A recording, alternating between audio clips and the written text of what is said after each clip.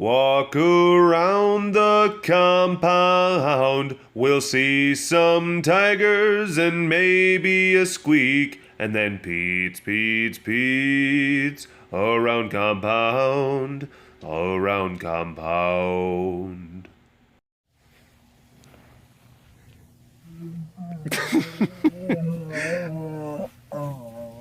Hi, baby. Oh, you're very talkative right now. Yeah, you have things to say? Are these birds being too loud? Do they flop down? Do they fly down and do they pinch you? Yeah? These springtime birds. Being too noisy for Layla. I see how it is. I understand. Sometimes, I like things to be a little bit more peaceful. But here's one thing I will say about like ambient sounds, that you just gotta sometimes give it a little bit of time to get used to them. I know, you don't wanna hear it. But if you get used to it, like the whirring noise of like a fan or like a dehumidifier, sometimes it starts off being annoying, but then eventually it actually becomes the thing that like helps to aid in your relaxation. Just food for thought. So just think of the birds like that, Layla. Just think of it like that. Hello all of you big cat lovers out there. It's me, Derek, again. Welcome to another super duper fantastic, wonderful, goodness gracious, what a beautiful day. Walk around the compound webcast. Oh my gosh. Oh yeah, just got done butchering and he's just cleaning the freezer deck over there. But yeah, just got done processing some food for the kitty cats. An old blind horse and little bitty calf that got chewed up pretty bad by coyotes. It was a bit of a bummer. But sometimes that happens. Sometimes the coyotes are going to get into a pasture. I don't know what the circumstances of or what the plot was, but I'm sure that I don't think that the rancher was very happy about that whole thing. And it looked like it. I mean, it could have literally been like a day old. And sometimes you'll have things where it's like, yeah, calves will drop, and then before the ranchers can go out and get them and like bring them into like a barn to or their mouth. It just sometimes like things happen and got chewed up pretty bad. So yeah. When I mean like bad, I mean like how are you still alive? Kind of bad, but it's like the face and everything was still completely intact. Adorable. And then had to shoot it right in its adorable head. So yeah, that's like some of those things where it's just like, that's not a great way to, it's not a great element, it's not something I'm just like, ooh, I'm looking so forward to this. This is gonna be so much fun. I love it when they have big eyelashes. No. That can take a toll. It can take a toll on you. You compartmentalize that stuff. And especially when it's like that, when it's just like, I'm doing you a favor, it makes it a lot easier, but still, there's something that's actually, like when they're like really, really old and they've had a really, like when ranchers bring out their old horses that, like, well, this is Buck Sugar. And I've been riding Buck Sugar for the last 32 years, and, well, Buck Sugar's hips have gone out, and he's losing weight, and his teeth are no good, and he can't eat anymore, and I've just done all I can for Buck Sugar, and, well, I would just be honored if you could put Buck Sugar out of his misery before he loses his gusto, and give him to your wonderful animals. And there's almost like a, I don't know, like this like a ceremonial aspect. Maybe I'm looking for that. I'm looking for the right word. A reverent, not a revenant, a reverent aspect to that process. It's like you get to be at the end of their life, and it's actually there's something that's doesn't always. I'm not gonna say, like. You're not sitting there tooting a party horn like toot toot, like celebrate life, hey! No, you're not doing that. But what I'm saying is that you're able to kind of close a chapter on on the life and on the existence of an animal that was given a very good and loving existence. I say existence a lot, but it's the you know, the words that you use. Oh, it's a beautiful day out. And we still have puddles. We still have puddles everywhere. So, but yeah, I mean, from all of those storms and like some of like the webcasts where all the storms are coming around, and there's Cat. I think he's pooping. Are you pooping? Are you pooping? You pooping?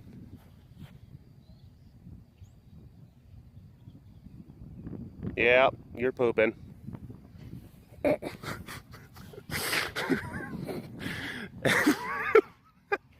I'm sorry. I know. I can't. I'm sorry. I know. I'm like a 7-year-old. He's making poop jokes. Yeah, compound's finally starting to dry out. And this is another thing. It's like when the compound gets really, really saturated, it actually closes off like the different areas that we can drive around without like really messing up certain. Like in the upper, there's certain things like septic lines and everything that are buried underground. And when the ground gets really saturated, you can't be driving the tractor around because then you'll break those leach lines, and well, that's no good. And well, we just talk about poop, and yeah, that's not a good thing. So yeah. Hey, Flash, how you doing? What's up, bud? Ooh. Feeling good? Feeling good? Yeah. Ugh, I got something. Looks like you've been hanging out in your pool. Looks like your fur's a little wet. Looks like your fair's a little wet.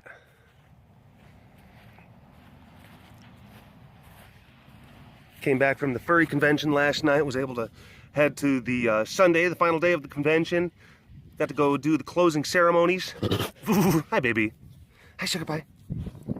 Hi, sugar pie. Got to go to the closing ceremonies.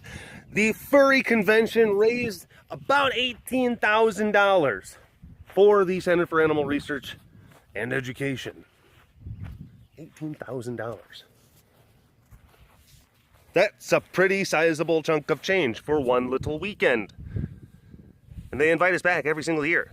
Poopaluka. What do you think about that? I know, it's pretty exciting, right? Yeah. $18,000. Those furries. We also did something a little bit different this year. We invited, like, us, CARE. We asked the furry staff if this would be cool, and they said, yeah, totally. Where we invited an additional charity to come with us and to take place in the convention. And it's a local Dallas-based charity. It's something called FAWS, F-A-A-W-S, I believe. Don't hold me to that. Heidi and Jamie were the ones that kind of organized like that and approached them and got that whole thing kind of taken care of. I'm just the messenger. I'm just the silly guy that waves his arms around and says, oh, look at the kitty cats. Hey there, fella. But it was a different organization, and they were called FAWS. And what they do is that they have a TNR program, trap, neuter, and release, for feral kitty cats, like house meows. So feral house meows, they trap them, they neuter them, they do a thing where they snip the top part of the ear so that they can identify them. And then they release them. They inoculate them. They give them their shots, and they do all that stuff. It's a really great program. So, yeah, you're not allowing like unbridled, unfettered breeding to take place of feral cat populations, but you're not also culling, large numbers, and you're also inoculating them so that they're not spreading diseases. It's a pretty cool charity. It's a really awesome thing, and they do a lot of really good work, but they're a smaller one. They're a smaller organization, and we took them along with us and we actually agreed to split 25% of the total earnings with the FAWS group. So 25% of that 18,000, you do the math, I suck at it. Thousands and thousands of dollars.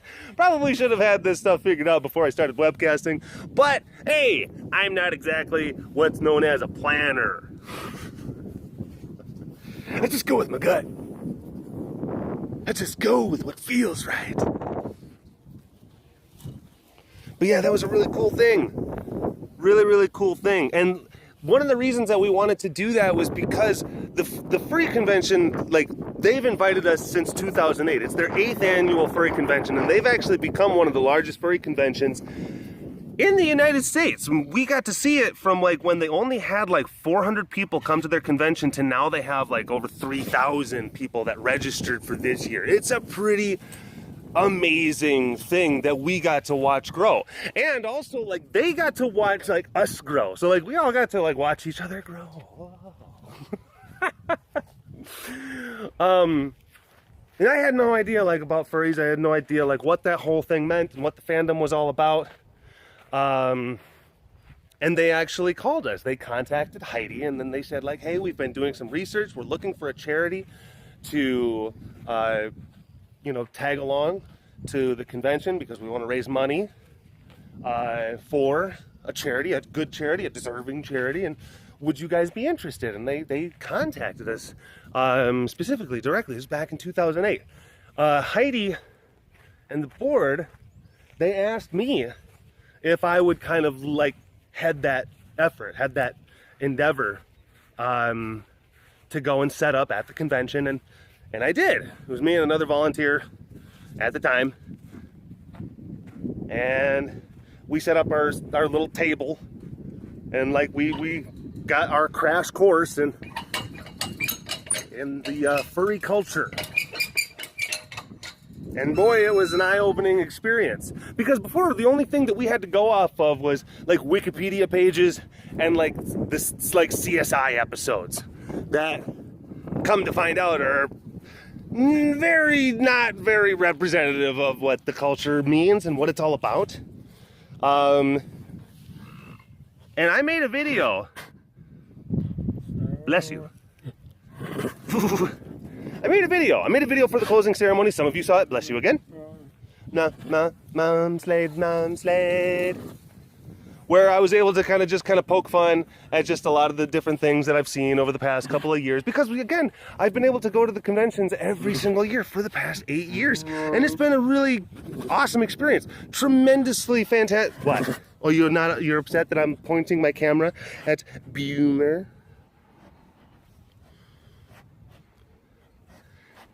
I've been able to go to the conventions and take part in their furry celebrations for the last 8 years. Now, me myself, I don't identify as a furry. I don't consider myself a furry. I'm not an individual of the furry fandom, but a lot of them are my friends, I would consider now. Absolutely. You know, they're really great and warm and kind and gracious people.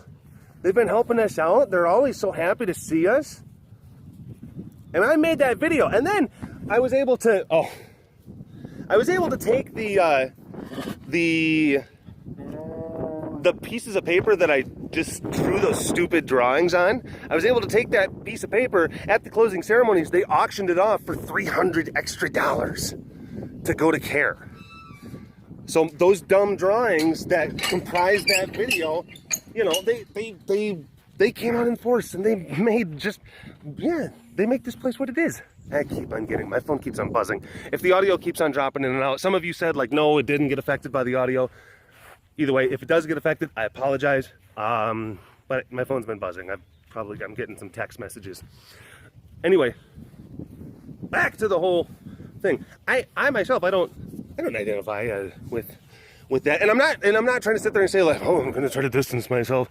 But what I'm trying to do is kind of say like, hey, I'm able to like go to these things every year and it's not like some like weird like radioactive like germ, because I posted that video on my YouTube channel, and then I started getting some comments, and not a whole lot, but there was a lot of people that had a lot of like prejudices.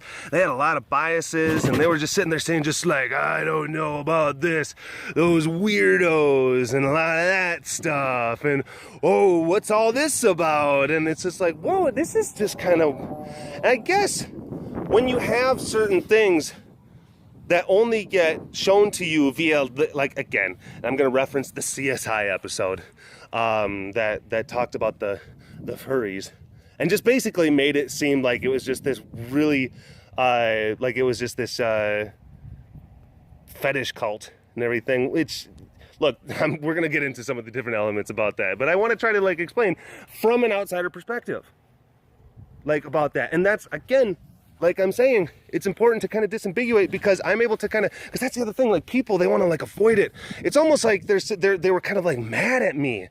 It's like they were like, oh my gosh, I used to think so highly of you, Derek. My goodness, but then you associate with those furries. And it's like, well, yeah, they really awesome people, and I've been hanging out and going to their conventions, and they've been gracious enough to invite us back for the past 8 years. What am I gonna do? Just like accept, like, is it gonna be like that Deep Throat thing, you know, with Watergate, where we meet in a parking garage with trench coats on, and then they were just like passing envelopes to each other and be like, all right, no, don't you ever associate with, are you wired? No. It's like, what are you expecting? Like, hey, I really appreciate the tens of thousands and tens of thousands of dollars that you have given to this facility over the years, literally at times keeping this facility afloat and keeping it from crashing into ruin. But if you could just keep our kind of, you know, our friendship on the DL. Like, what are you thinking? And I think that there's a lot of misnomers, because and I've seen, you know, I've been able to, because I go and you go and you set up the booth, and it's nice. We get to wear, like, you know, you get to wear blue jeans and like clean shirts, and that's nice, because of course I'm always, you know, like this. Oh my gosh, I got to go to the big city. But yeah, they set up at a hotel over in Dallas, and they've got a lot of different things that happen at the convention, and they usually have us set up over at the dealers section. They call it the dealer's den, and we set up our table, and with all the other vendors and people who are, you know, selling merchandise, and they're selling their comic books, and they're selling, you know, different art, and they're commissioning types of different stuff. And it gives you an opportunity to kind of really kind of mingle and kind of walk around and absorb it, and just kind of talk to the people and try to figure out what it is. And then you learn about what they're all about and their own sense of like their personas. And hi, you're a moosona. You identify with moose. Oh. Yeah, you do. And like over the years, you just start to like, you have a better degree of understanding for it. And it's really like, so much of it is heavily steeped in art. It's like a lot of like the sci-fi, like geek culture, anime type stuff. And it's centered around anthropomorphizing animals and animal characters. And like people think it's just all it is just porn and just deviancy.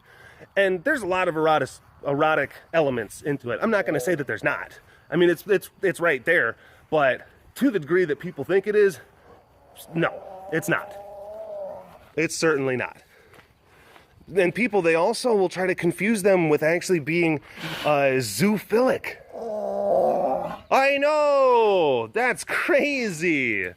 And yes, I've seen some things that would make the statue of David blush. Like, oh my gosh, wow. I mean, some things like very, very like talented and well done stuff, just etched. It's never gonna leave. I'm not saying that it's like I'm so scarred, but it's just like never seen nothing like it before. Wow, goodness and gracious.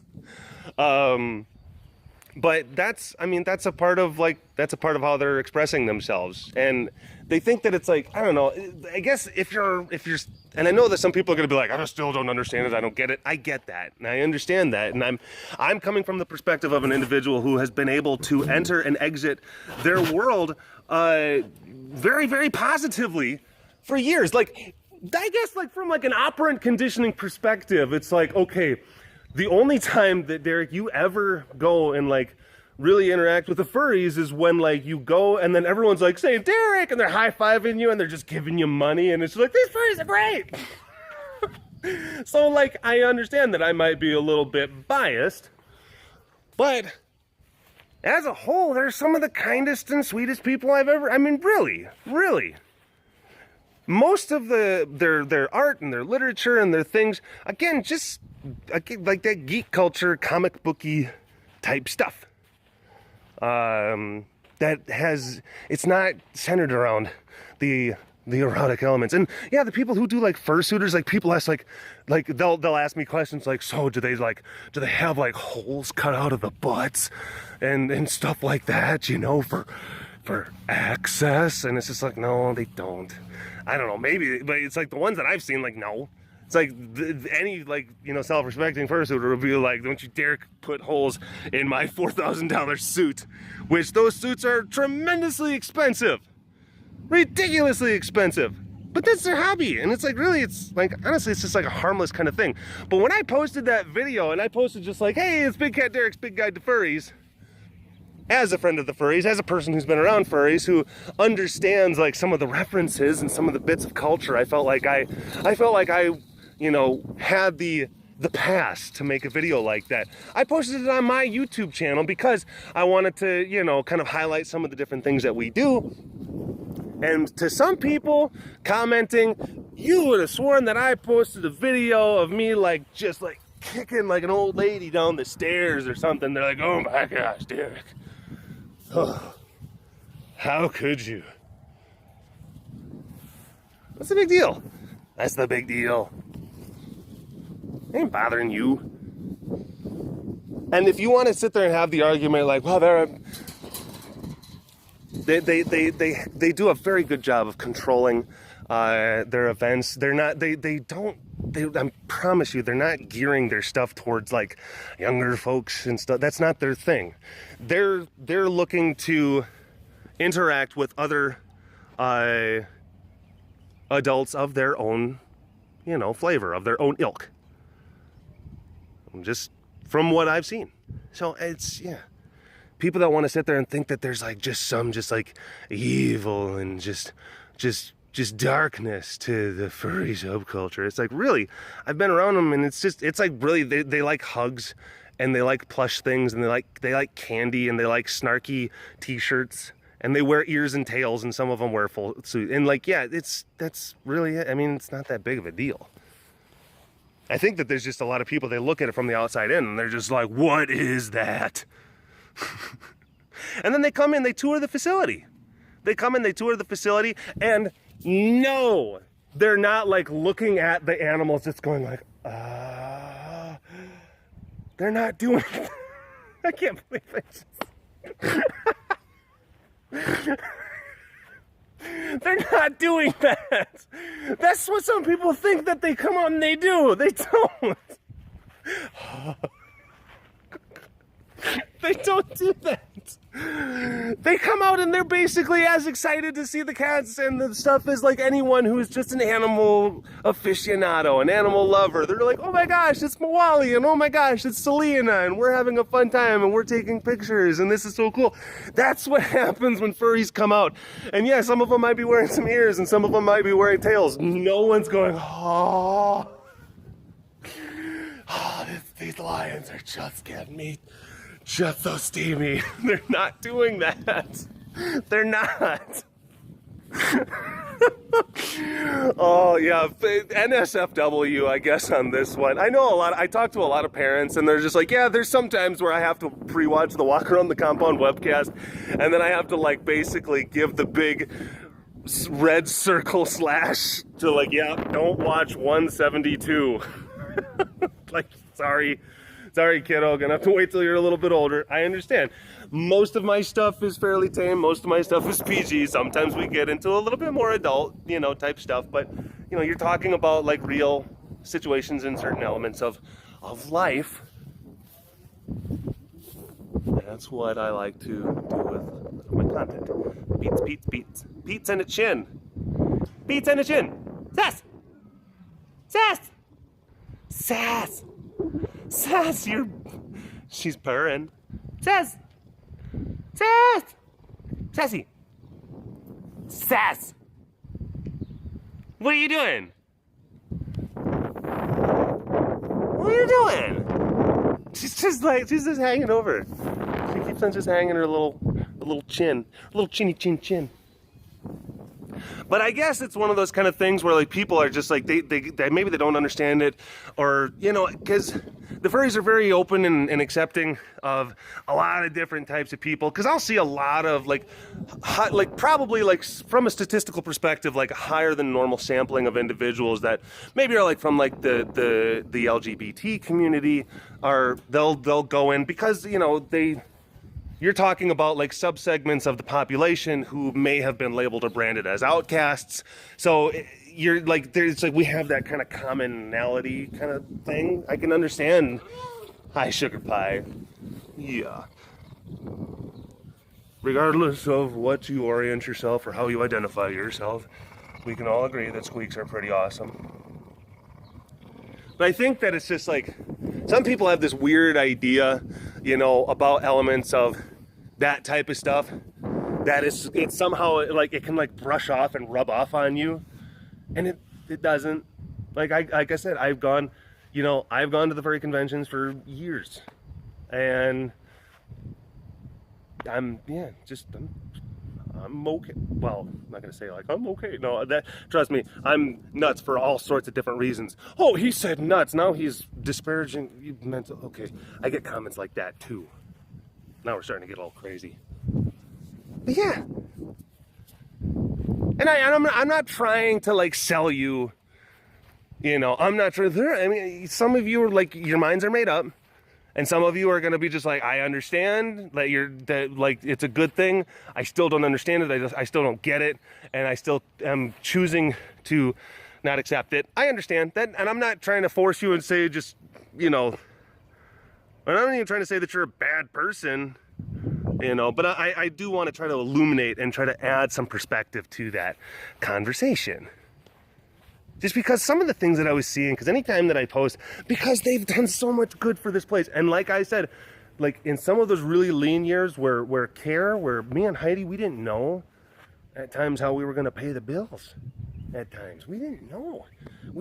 Like we barely had enough, you know, money for diesel fuel for the tractor and like electric bills. There were times where we're sitting there like legitimately wondering whether or not we can keep the facility operating. I mean, there were times I was selling my plasma just to, you know, supplement our grocery bills. You know, what? But the and then like the furry conventions, like they would happen at these really critical and crucial times of the year. After the holiday time, like around that like late winter, early spring kind of time, where like historically speaking, a lot of donations just kind of fall down. And then they would just swoop in and then they would help us out. And then we could keep the facility alive. We didn't have to shut down and possibly relocate cats. So yeah, I'm going to have a little bit of fondness for that community. And we're doing, you know, a lot better now. We're doing so much better now because of like, you know, stuff like this and you and the pride and everything. But I have to also give credit where credit's due.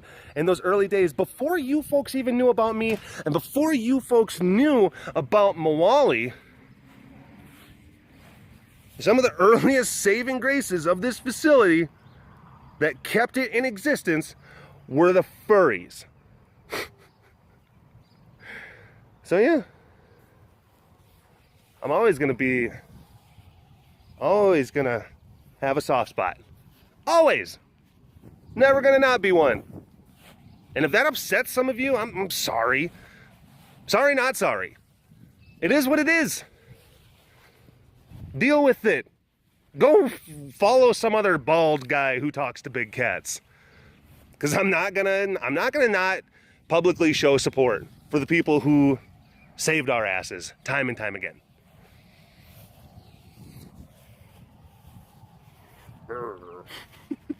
Way to take a stand, Derek. Tell them. See those comments now popping up. Ooh, he's feisty today. Oh, it's so dumb. Hi, Bonnie. We're gonna end it on you. We're gonna end it on you.